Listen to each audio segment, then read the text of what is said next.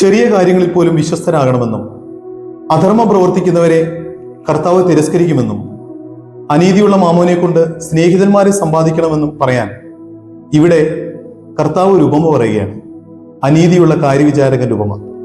വിശുദ്ധ ലൂക്കോസ് എഴുതിയ സുവിശേഷം 16-ാം അധ്യായം 1 മുതൽ 13 വരെയുള്ള വാക്യങ്ങൾ. യഹൂദന്മാരിടയിൽ ഭൂസ്വത്ത് ധാരാളമുള്ള ജന്മിമാരും ഭൂസ്വത്ത് കർഷകർക്ക് പാട്ടത്തിന് കൊടുക്കുവാൻ അധികാരമുള്ള കാര്യസ്ഥരുമുണ്ടായിരുന്നു. ഇവിടെ കാര്യവിചാരക ബോധമില്ലാതെ ചിലവഴിച്ച കാര്യസ്ഥനെ പിരിച്ചുവിടുവാൻ യജമാനൻ തീരുമാനിക്കുകയാണ്. വളരെ പ്രതിസന്ധിയിലായ കാര്യസ്ഥൻ അനീതിയുള്ള സമ്പത്ത് കൊണ്ട് സ്നേഹിതന്മാരെ സമ്പാദിച്ച് ബുദ്ധിപൂർവം പ്രവർത്തിച്ച് യജമാനന്റെ പ്രശംസയ്ക്ക് പ്രാപ്തനാകുകയാണ്. 2 കാര്യങ്ങൾ ക്രിസ്തു ഈ വേദഭാഗത്തിലൂടെ നമ്മെ ഓർമ്മിപ്പിക്കുന്നുണ്ട്. 1, അനീതിയുള്ള മാമോനെ കൊണ്ട് സ്നേഹിതന്മാരെ സമ്പാദിക്കണം.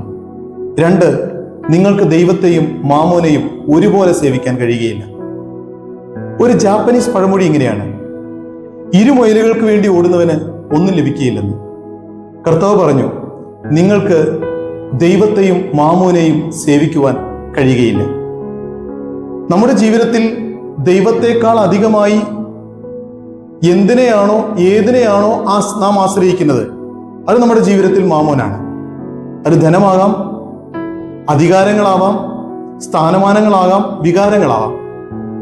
സമ്പത്തിന് വേണ്ടിയുള്ള, ധനത്തിന് വേണ്ടിയുള്ള മനുഷ്യന്റെ ധുരയ്ക്ക് അതിർവരമ്പുകളുണ്ടോ? പരിഭവങ്ങളില്ലാതെ ജീവിതത്തിൽ എന്തെങ്കിലുമൊക്കെ നമ്മൾ പങ്കിട്ടിട്ടുണ്ടോ? അത് ഭക്ഷണ പദാർത്ഥങ്ങളാണെങ്കിലും മണ്ണാണെങ്കിലും ധനമാണെങ്കിലും. ധനത്തിനും മണ്ണിനും വേണ്ടിയുള്ള നെട്ടോട്ടമാണ് മനുഷ്യന്റെ. അവസാനം ഒന്നും കൊണ്ടുപോകാതെയുള്ള മടക്കയാത്രയും. ഭൗതികമായ കാര്യങ്ങൾക്ക് വേണ്ടിയുള്ള മനുഷ്യന്റെ ഈ താല്പര്യത്തെ ഓർത്ത് കർത്താവ് സങ്കടപ്പെട്ടിട്ടുണ്ടാവും. ഭൗതിക കാര്യങ്ങൾ വേണ്ട എന്നൊന്നും കർത്താവ് പറഞ്ഞിട്ടില്ല. അതുകൊണ്ടാണ് പരസ്യ ശുശ്രൂഷ വേളയിൽ പലതവണ അവർക്ക് അപ്പം വർദ്ധിപ്പിച്ചു കൊടുത്തത്, രോഗസൗഖ്യം നൽകിയത്. പക്ഷെ ഈ അപ്പത്തിനപ്പുറത്തേക്ക് ക്രിസ്തുവിലേക്ക് വളരാൻ അവർക്ക് കഴിഞ്ഞില്ല. ഭൗതികമായവയെ ചപ്പും ചവറുമെന്നെണ്ണിയ പൗലോസ്ലീഹായെ പോലെ ഭൗതികമായ കാര്യങ്ങളിൽ നിന്ന് വേറിട്ട് നിന്ന് ദൈവത്തിൽ ആശ്രയിക്കുമെന്നൊക്കെ വേണം നമുക്ക് സാധിക്കണം. അനീതിയുള്ള മാമോനെ കൊണ്ട് എങ്ങനെയാണ് സ്നേഹിതന്മാരെ സമ്പാദിക്കുക? അങ്ങനെ ഒരാളായിരുന്നു സക്കായി. തനിക്കുള്ളതിന്റെ പകുതി ദരിദ്രർക്ക് കൊടുക്കാമെന്നും വല്ലതും അപഹരിച്ചിട്ടുണ്ടെങ്കിൽ 1-ന് 4 വീതം തിരിച്ചു കൊടുക്കാമെന്നും സക്കായി പറഞ്ഞപ്പോ ഇന്ന് ഈ ഭവനത്തിന് രക്ഷയുണ്ടായി എന്ന ദൈവ ശബ്ദം കേൾക്കാൻ സക്കായിക്ക് സാധിച്ചു.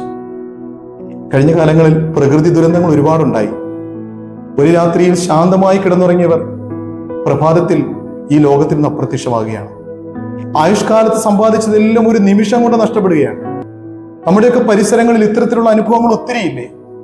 ദൈവം തന്നതല്ലാതെ നമ്മുടെ ജീവിതത്തിൽ ഒന്നുമില്ല. ദൈവം ഇവിടെ നിയോഗിച്ച കാര്യസ്ഥന്മാർ മാത്രമാണ് നാം.